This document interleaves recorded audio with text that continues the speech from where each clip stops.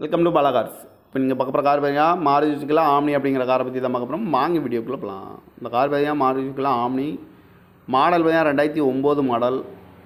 Owner பார்த்தீங்கன்னா 2 owner இருக்காங்க. இது ஒரு பெட்ரோல் வண்டி தான். அண்ட் எல்பிஜி கேஸும் இருக்குது. இன்வெஸ்ட்மெண்ட் பண்ணியிருக்கு அப்படின்னு இருக்காங்க. இன்சூரன்ஸ் வந்து லைவில் இருக்குது. இந்த வண்டிக்கு எஃப்சி பார்த்தீங்கன்னா 7/2029 வரைக்கும் லைவில் இருக்குது.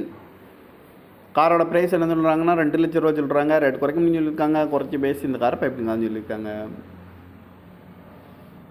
Owner 2 owner. இது ஒரு பெட்ரோல் வண்டி தான். அண்ட் எல்பிஜி கேஸும் இருக்குது.